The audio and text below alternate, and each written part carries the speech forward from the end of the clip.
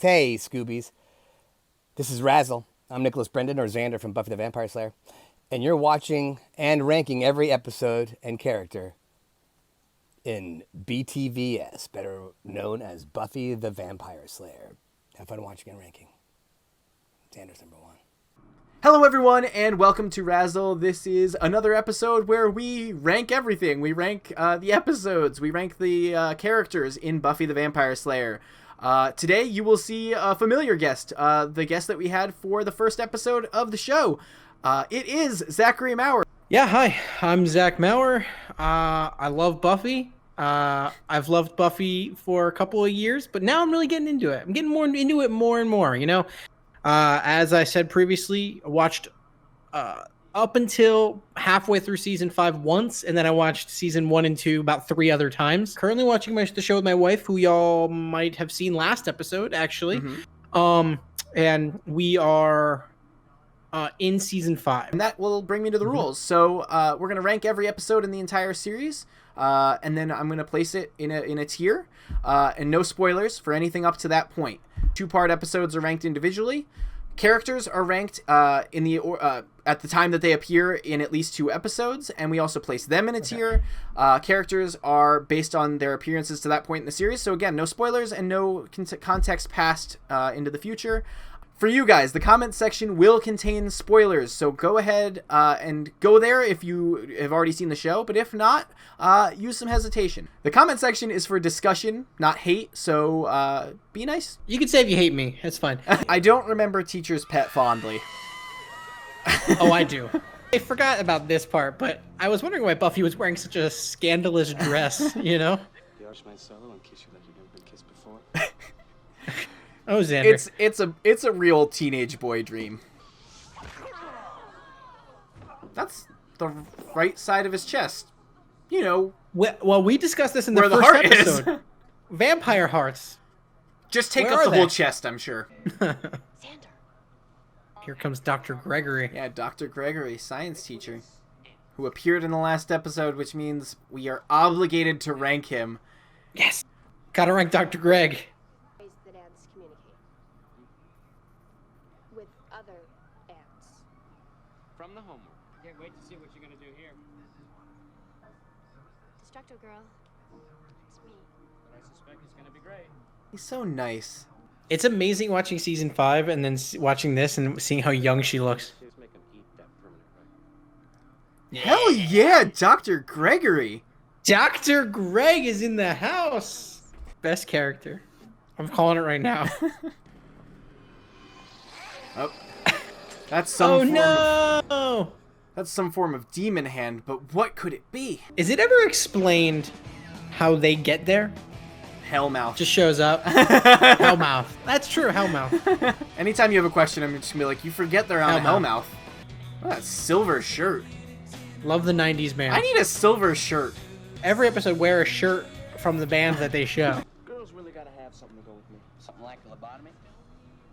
Oh, I love when Xander stands up to crappy guys and isn't a crappy guy himself.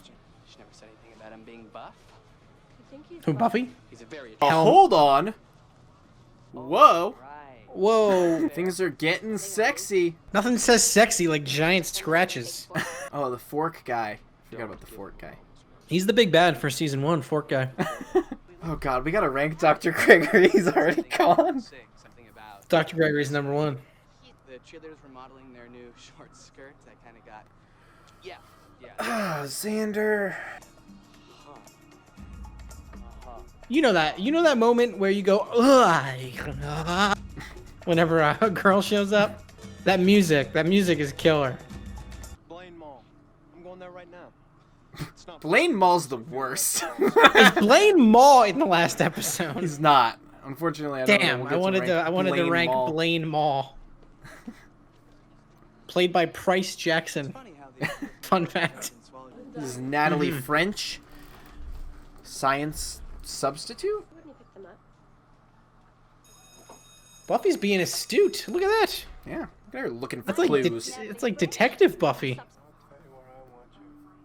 Gross. I was just wondering if you were gonna pick up where Dr. Gregory left off. Good save. Saved it. Crushed it. Gross. I don't get the impression they're friends, and thus I do not buy that he goes to her and says that. Blaine Mall doesn't sound like the kind of guy who ignores a lady next to him. You know, he's talking to her no matter what. Paper mache is not a high school science project. You were probably a little too young to understand what an older woman would say to a younger man. Oh, I understand. Good. Gross. Younger man is. You came in second, I came in first.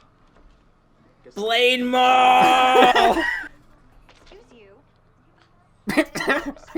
Cordelia has 1 second in this episode so far. She's amazing. Cordy is so good at finding... Dead bodies. Cordy's so good at finding dead things. This has to be the only time in the show where Giles offers somebody a drink after a dead body, right? Because he'd just be running out of drinks all the time. Most of the time he's like, a dead body. Fascinating. Sarah Michelle Gellar's selling it. She really is. You can tell. She's bringing the heat here. A homeless person in Weatherly Park was practically Oh, homeless guy played by Jack Knight. There's a lot of detective work in this episode, actually. Yeah. Oh, you know what? I do remember Fork Guy. night, little lady. That spooked me. I had to stop talking. That's Jack Knight, homeless guy. Oh, there's Fork Guy. He does not appear to have a green appendage. No. I think we might be getting 2 monsters. Fork Guy is a vampire, though. I couldn't remember. Yeah, sure. Is he? She just tried to stab him in the chest with a wooden stake, but then again, most things, if you stab him in the heart with a wooden stake, will kill them. Yeah, I was gonna say that would work for a lot of stuff. A lot of the ways to kill a vampire would kill a normal person as well. Yes. Beheading, fire, stake through the heart. Garlic. Kills my breath. Actually, a really good setup. So what's her deal? Like, okay, Fork Guy's bad news. But then We we're figure like, out. oh, right. this other person is intimidating. Bad news. That's actually a good setup. So, Dr. Gregory, Principal Flutie.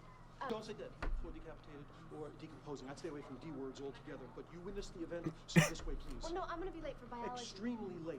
You have to see a counselor. Everyone who saw the body has to see a crisis counselor. But I really don't. We all need to know their feelings. Otherwise, we bottle them up. How does he steal every scene he's in? He really does, though. There's no touching. This is sensitive to wrong touching. But I really, really. No. I think Miss French should take notes. I'm not saying that we should kill a teacher every day just so I can lose weight. I'm just saying when tragedy strikes, we have to look on the bright side. Cordelia is amazing. When tragedy strikes, I have to look on the bright side. I need to make a Cordelia tier. So, for the record, they're trying to make this inappropriate, right? Yes.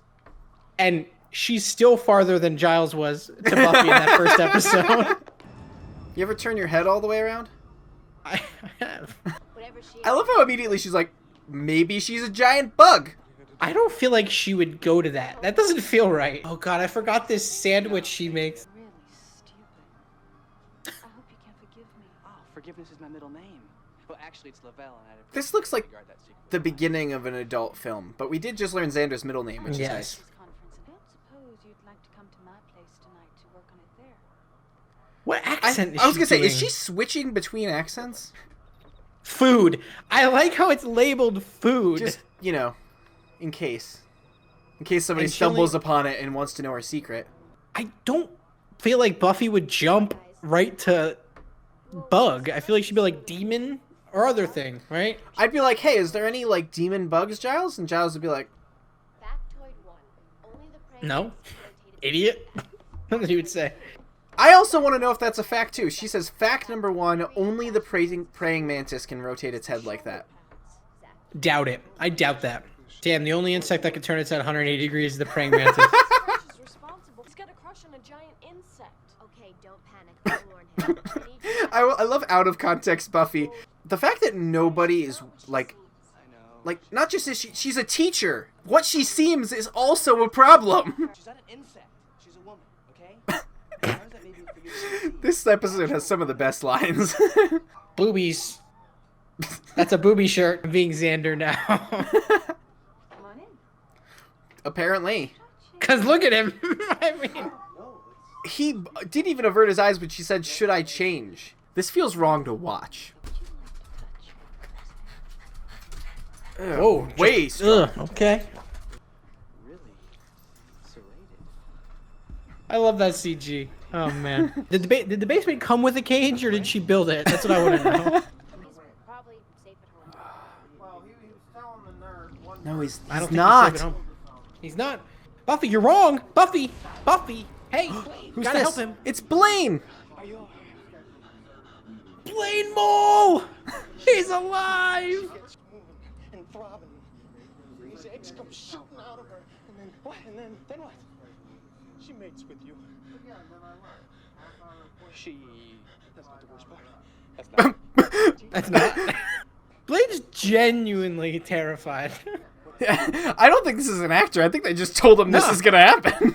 Yeah. You know what's weird? On one hand, the fact that it's really dark in there and you can't see the bug is like a little frustrating. On the other hand, I think if it was light in there, it would be the most ridiculous thing I've ever seen. Well, it's a technique used in a lot of low budget horror. It's like if you kind of can't see the monster, it's a little more terrifying. But also, this thing has never looked like a praying mantis. Did she mate with Dr. Gregory? I guess we'll have to wait until the end of the episode to find out. So yes, is what you're saying. According to Miss French's personnel records, she was born in 1907. She's That was- 90 years old. That was definitely recorded in post. Yeah, that was ADR, definitely. Goodness, that's me. I taught for over 30 years. I love this lady. This lady's the best character. Sadly, the real Natalie French does not appear in more than one episode. I'm right here. That's why I hate stairs. Things can always grab you from below. What's happening? I didn't like your eggs, bro. Over easy or sunny side up? Eggs? I know it's gallows humor, but I don't buy it. Mantis, me. Come on. Got Fork Guy. Where is she? Okay. Fork Guy came back. Yeah, I mean, like, Rope wasn't the best bet. Yeah, are we gonna ignore the fact that he's Fork Guy? Yeah, that was like his one defining feature. He's there. Let him go. Why would she help you first, Blaine Mole? I mean, like, of course you'd use Raid, but, like... One of the least inspired ways of fighting this. This is the only Never. cool shot, I think. Also, Xander looks a little more afraid of Buffy there than anything else. My dad's a lawyer. Anybody repeats this to anybody, they're gonna find themselves facing a lawsuit. Blaine, shut up. I don't think it's bad. I think But, it's really Dad, they said I'm a virgin. something I'll ever Can you sue them? How many leather jackets does Angel own? There is. At least two. Anyway, you can have your jacket back. Looks better on you. I've got another. Third science teacher. This guy sucks. Fucking Michael Ross Verona. I hate this guy. I like how it's gone through 3 teachers and they all left a broken pair of glasses on their desk.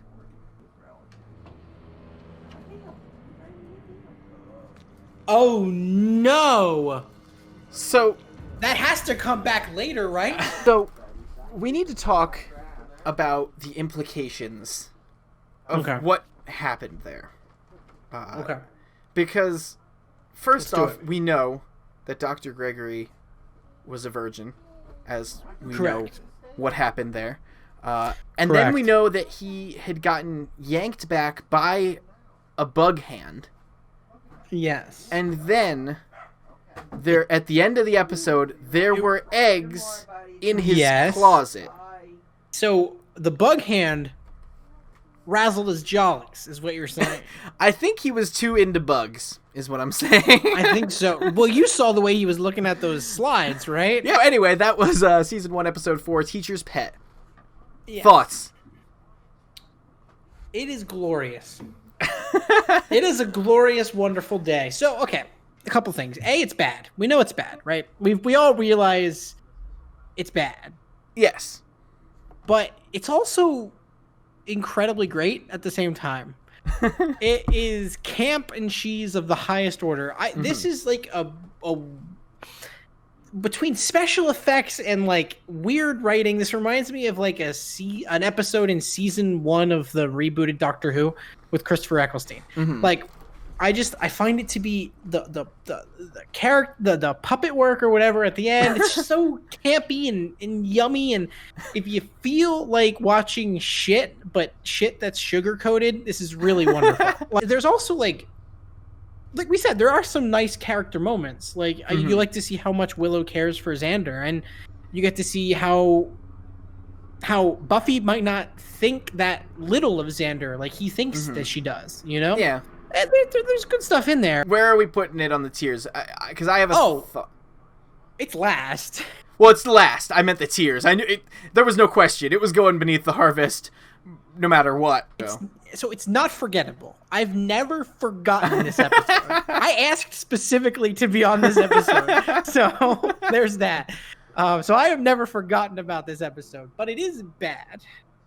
I'm thinking bad tier. That's what I was thinking. Okay. Yeah. Here's the thing about Buffy and Buffy episodes in general. Every single episode is going to have good things in them.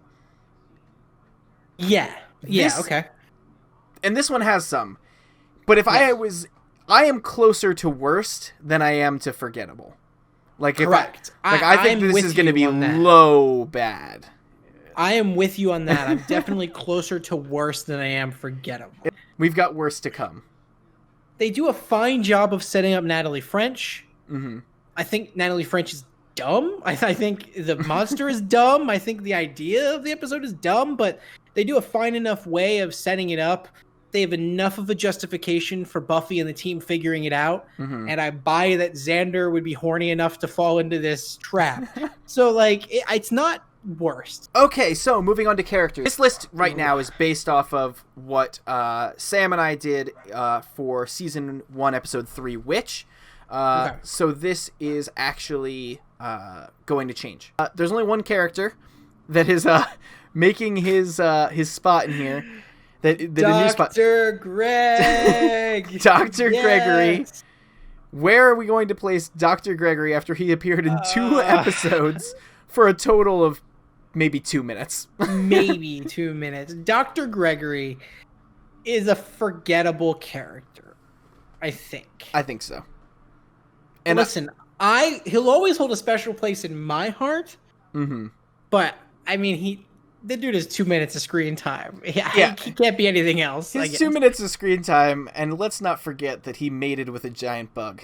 You're telling me Dr. Gregory mated with a bug consensually is what you're telling me. I didn't see any cages in his classroom. That we're gonna put him in forgettable. Where do we want to rank him at? You put him under. I'd put him at the very bottom of forgettable. He's the bottom of forgettable. He's got to be. He's not bad because I don't think he had enough time to be bad. And he actually has a very heartfelt moment with Buffy, and that I think is actually a really nice character moment for her. So he's not bad. Yeah, he's just forgettable. I cannot believe he's in 2 episodes. So then let's start right back up at the top. We have Buffy Summers, who was listed as a great character. We have her now in this episode. Factoring in the first 3 episodes and this episode, do you see a reason to move her up, move her down? She can't go up. I don't think she can move up to best. No. It seems weirdly like she didn't do much in this episode. Like she did, but to be fair, this actually is a Xander-focused episode, so that's a very Xander-focused episode. I'm not willing to move her up. I'm not really willing to move her down in terms of tiers. Yeah, in terms of tiers, I think it's a pretty stagnant Buffy episode. Nothing in here detracted, and nothing in here added. You know, she did her homework for once. Yeah. Let's go to Rupert Giles. I mean, Giles, listen, if I'm just going to rate it off of me enjoying a few of Giles's lines, then that's fine. But at the end of the day, there's not much character. There's not a lot of character work in this episode. And I'm not sure what, I mean, I'm going to let you decide, but I would probably say more towards move him down a tier. Yeah, it's tough because it's like he was good in the last episode. He was good in the episode before. So it's like he's been good and consistent, but for this episode, he doesn't do much. So it's like tough. It's like, do I move him down a tier? Or do I leave him where he is because he's been good in the other episodes? Because he's been very consistent, but this episode, he's like, all right. He was much better in Witch. He's right in between. I'm going to move him to good because I think that's where you were going. So that's what Willow Rosenberg. He is listed as a good character currently. Willow Rosenberg in this episode has some really great moments regarding Xander and her relationship with Xander. We get to learn a little more about her. She's way more useful than Giles is in this episode even. She hacks into the coroner's office. She does a bunch of things. I would be willing to move her up, but I'm not Above taking Giles. above Giles, but I'm not really taking into consideration the last 3 episodes, so Yeah, it's up to you. She doesn't do anything in The Harvest, really. But she has quite a bit more to do in Witch. Are you looking at a different tier, do you think? Or are you thinking I'm not necessarily looking at a different tier, but I am looking at moving her higher. I think that there were really nice character moments that kind of, in my opinion, push her over Giles in this episode. Yeah, I'll go with it. Let's move Willow. We'll move Willow up. So now we have Xander Harris. Okay. Okay. This is an interesting discussion. He's definitely got, like, some of the most stuff in this episode. Right. Xander is very polarizing in that, like, sometimes he will say great things. Where, like, I loved when he stood up to those people about, for Buffy. But then, like, not even 5 minutes later, he's like, in screen time or whatever, he's like, oh, they had a short skirt thing at the thing, and I was paying attention to that, and it's like, what? Like, he just... So, this is not an excuse at all. They want him to be that kind of doofy teenager kid that, like, has those, like, you can tell there's goodness inside Xander, right? Yes. So he doesn't. He's certainly not. Nothing he says or does is ill-intentioned, except for maybe things he says to Cordelia.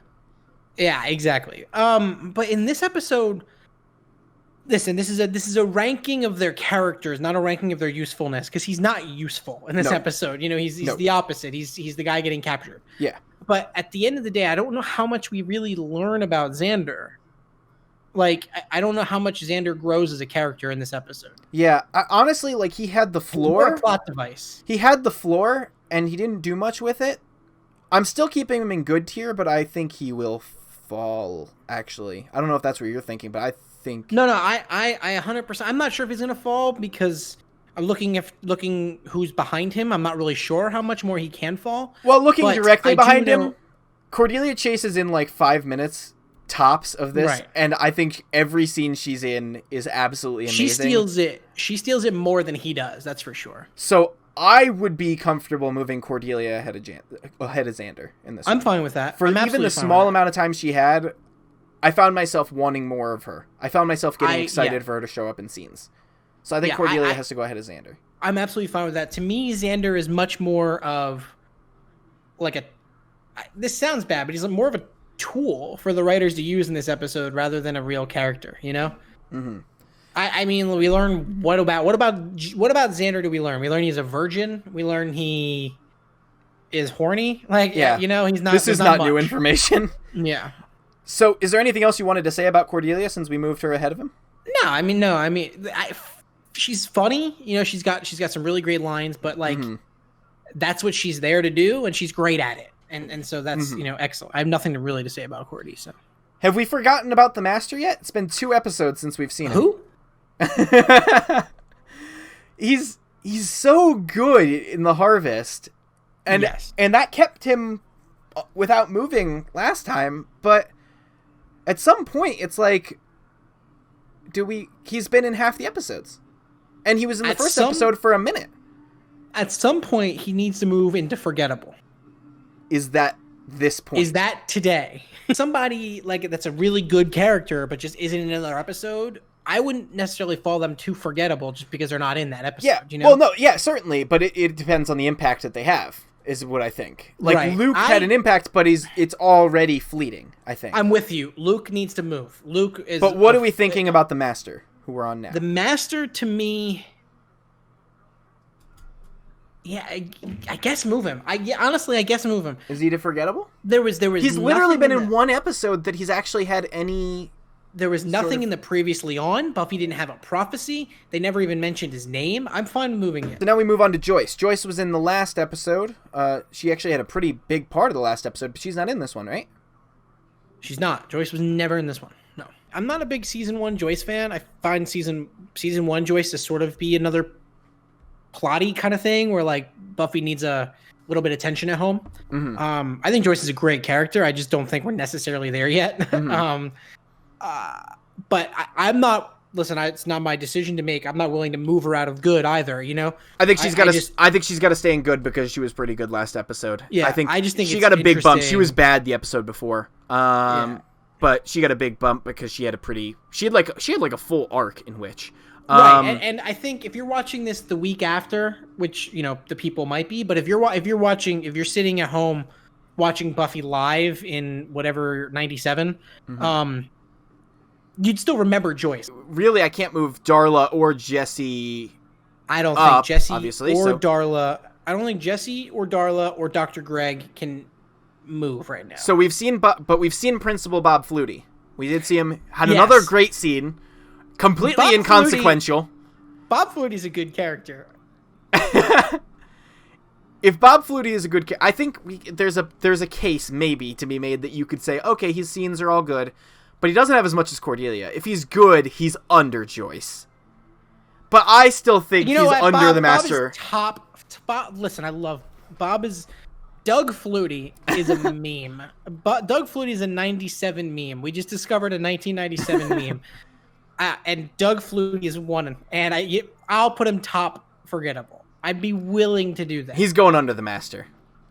My dude! We've seen him more. Principal we Flutie really haven't, though. Principal Flutie is We've not seen him in more forgettable episodes than the Master. My dude.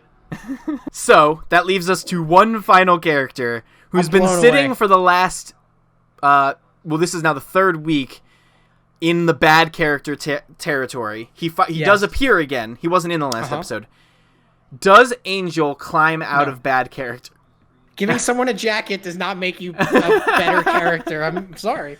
He's gonna need I think the only thing that's gonna help him is when we start to actually learn who he is. Correct. He was listed as forgettable after the first episode. Second episode, he dropped down to bad because he was literally unhelpful. The thing that's tough when it comes to a character like Angel is brooding is not a personality. You can't what he currently is doing. We have no idea what he's about, who he is, or if he's what his personality is even like. He's not a character. He's he's just an exposition dump. And so I don't think we can move him yet. I love Angel. Can't wait to talk about him. But it's not time yet, I don't think. I think when we do learn more about Angel, he's going to see a giant bump. But we don't learn a lot about Angel, certainly in this episode. So, correct. It's going to be interesting because it's like he shows up and it's like it's weird because he doesn't show up and I go, wow, that's a bad character. He shows up and I'm like, can't wait for them to tell us something about him. He's not worst. He's not actively like making me like, oh, I wish this character would go away. No. I'm actually, to his credit, I want to know more about him. Yeah, he's not listen, he's losing not, that's patience. why he's not forgettable either. I couldn't move him into forgettable. He's not best, he's not great, he's not good. He's definitely not forgettable, and he's certainly not worst. That is the only place that I can see putting him. Giving someone a jacket is not a character trait. It could be if that jacket meant a lot to you, but he had another one in the second, so... Well, then that moves me to the last part of what we have to do, which is naming an MVP for the episode. Guests get to name the MVP of episodes. Now, I'll go through and rank, tell you all the MVPs that we've had so far. The first episode, the MVP was Willow. The second episode, the MVP was the Master. The third episode, the MVP was Rupert Giles. And then now we are on to the fourth weekly MVP. And I want to know who it is, Zach. Oh, this character can appear in only one episode if you want. It could be anybody. My dude. It's my dude, Blaine Mull. I mean, come on. It's not Blaine Mull. Everyone knew it was coming. Everyone knew Blaine Mull was coming, baby. No. Okay. For serious. And I'm actually not, I don't want to name the MVP myself. I'd love to have some feedback with you, right? Who would you say? Let me have your opinion on the MVP. Well, here's the thing. We didn't have anyone. I don't think there was anyone that showed up in this episode for the first time that I would look at giving it to. Let me talk you through this. Buffy to me is not like the star of this episode at all. Mhm. Like she fights a thing at the end and does her homework. Big whoopee. Mhm. Willow has some really great moments, but I don't think there's enough of that. Mhm. Giles is, I don't think really that great in this episode. Not pretty Mhm. unconsequential. Cordy honestly might be up there for me. That's the She's thing. not in it I a actually- lot, but there's really it's great we- moments with Cordy. It's weird because she has, I think, 2 scenes, but both scenes I'm left wanting more. Yeah, So, I love I honestly Dr. think her being in contention is like a real thing. Yeah, Cordy's in contention. Xander's in contention because he's in the episode so much. Mm-hmm. I also think I have to put Dr. Gregory in there. And I know we're kind of joking around, but he actually has a really touching moment with Buffy, a moment I really find to be great, and a moment that actually I think pushes Buffy forward as a student, not just as a person. This sounds cheesy as fuck, but I love Dr. Greg, man. I'm on the Dr. Greg train. Yeah, I don't know. I think I might have to. All right, I'm between Cordy and Xander right now. Okay. Are you looking for Xander, help? to me, I'm looking for help. Xander, I'm going to talk you through it. Cordy's just in it so little. She's about as consequential as Dr. Greg, Mm-hmm. right? Yeah. Xander to me is just sort of plot devicey. So I don't know. What do you think? Well, here's what Cordy, I'm looking Xander, at based Dr. off of your descriptions. Well, we put Dr. Gregory at the absolute lowest of forgettable, so I would probably take him out. Damn it. I have Xander, who fell. He was like listed at number 2 or 3. It's Cordy. You know what? Cordy's the MVP. Yeah, I think she was the one I was most intrigued with in this bad episode. I think if you're watching this bad episode in 1997, right? You say, Buffy did the thing she's supposed to do. Xander was kind of annoying. I think you're laughing about what Cordy said. I think Cordy might be the MVP. Stamp it. I'm going with it. MVP. That is it for this. That's it for this episode. Another one in the books. Zach, do you want to tell people where they can find you? Sure, you can find me here on the RAZZLE YouTube page. You can also find me streaming on Twitch, twitch.tv/tswifty. Follow me on Twitter and Instagram at I am Mourar. I'm not tweeting a lot right now because I don't want to see more news that's going to upset me. But you can find him on Twitter there, and maybe You can eventually. find me on Twitter. I'm gonna start tweeting about movies and shit eventually, but hopefully I'm gonna let some pandemic and election shit die down first. So Yeah. Okay, well then you can find me here on this YouTube channel as well, doing more of these videos as well as some other stuff. So definitely go check that out. You can also find me on Twitter at Alan Havens. That's AlanHavens. And you can find me next week with Never Kill a Boy on the First Date, Season 1, Episode 5. I'm so excited to bring it to you guys. Stay home, stay safe, and have a great day. Meow.